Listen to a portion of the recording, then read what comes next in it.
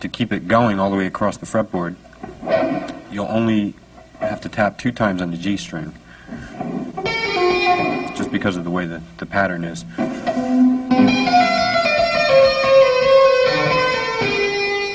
After you've gotten down to the B on the B string, and you've pulled it off to the A, the left hand by itself will tap the G note on the G string. The right hand will tap the note A on the G string.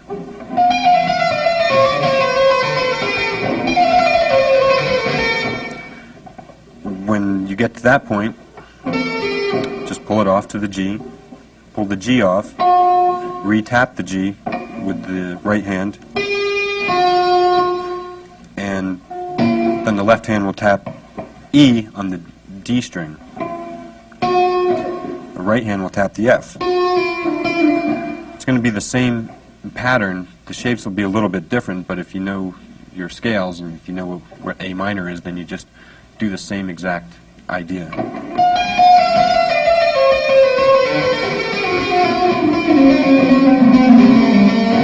Take it down as far as you want. You can, until you run out of strings, or until your hands collide with each other, which might create even a cooler effect. Another variation of that is a blues idea, or a pentatonic idea. Keep it in A, jump down here. It's going to be the same idea, but you won't be tapping as many times on one string. I'll start here on the note D on the high E string.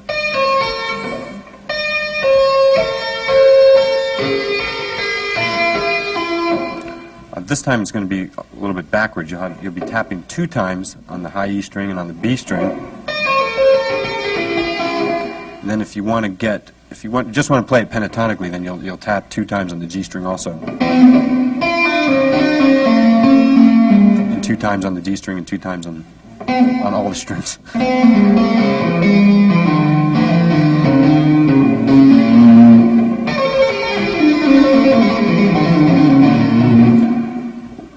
If you want to get the flat 5 in there and make it sound really bluesy, then you'll tap 3 times on the G string. When you get to this point, instead of going to the note D, go to E flat or D sharp, and then tap on the E, pull that off to the flat 5, pull the flat 5 off, re-tap it with the right hand, pull it off, get the note D, pull it off, re-tap the D. Just do the same idea, except you'll be tapping 3 times on the G string. So.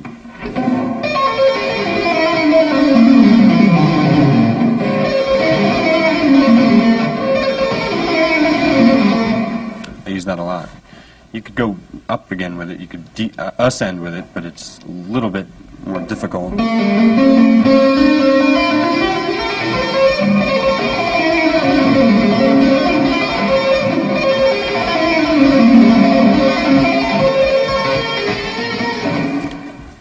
I use that a lot. It's one of my favorite licks. And another good two-handed lick that doesn't sound like a two-handed lick, or it doesn't sound like an arpeggiated,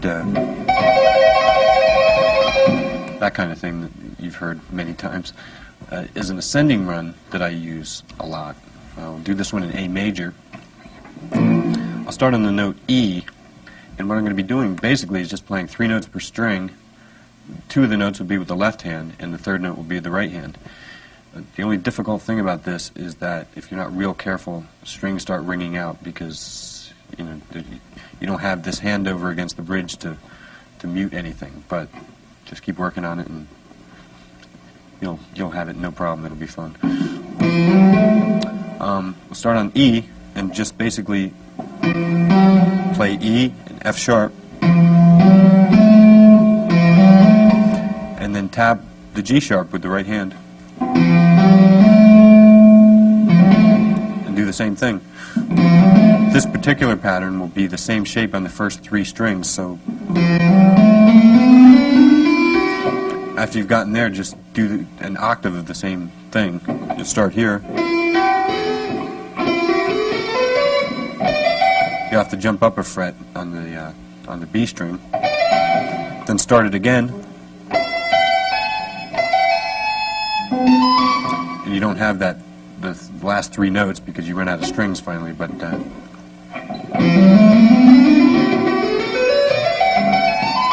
can get a lot of speed with that, probably faster than anyone's left hand if you work on it.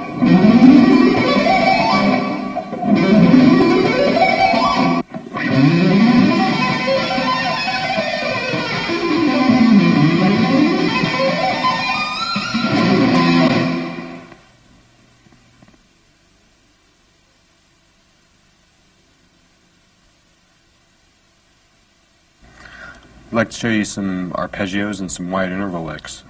Recently, arpeggios seem to have become pretty popular amongst rock guitar players, and they're very useful. There's a couple real advantages to arpeggios. Number one, they sound real impressive because they can cover a lot of ground quickly, and more importantly, they look impressive because they can cover a lot of ground quickly. Seriously, they can sometimes help expand the sound of a chord. For instance, if you played an E minor arpeggio over a C major chord, it could help bring out the major seventh tonality of the chord or something like that. That kind of thing, they help widen the sound of whatever it is you're playing over.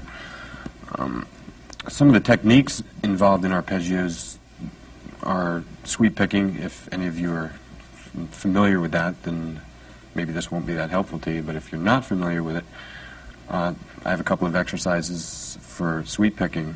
I don't sweep pick as much as a lot of people think I do, but I do sweep a little bit, and well, I'll show you one of the exercises right now. This will be a C major triad, and it's going to involve two different positions. The ascending sweep will be a different position than the descending sweep, but you can combine them both together and have a large 2.5 octave arpeggio. So I'll show it to you. I'm starting with a downstroke on the note C with my middle finger. I'm playing the E on the A string. Then I'm hammering on to the G note of the A string. And this will all be one sweep downward. When you get to the D string, you hit that with a downstroke, and that's your octave. When you get to the G string, you play the E again, and then just kind of bar that fret. To come back down, what I'm going to do is you hit that high E. The way I do it, I hit that high E with an upstroke, and then I slide up to the G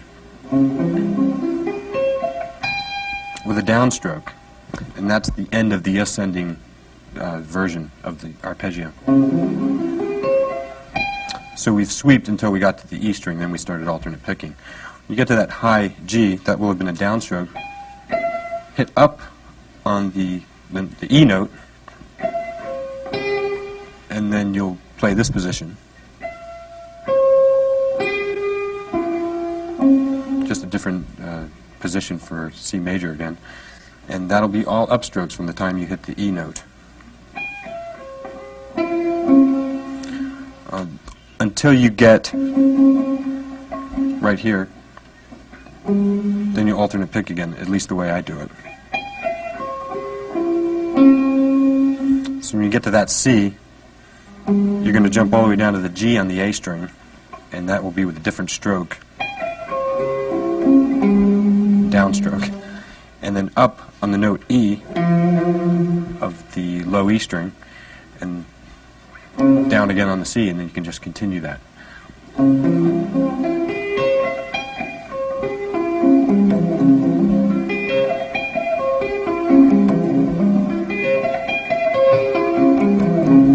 Build it up until it gets faster and you're comfortable with it.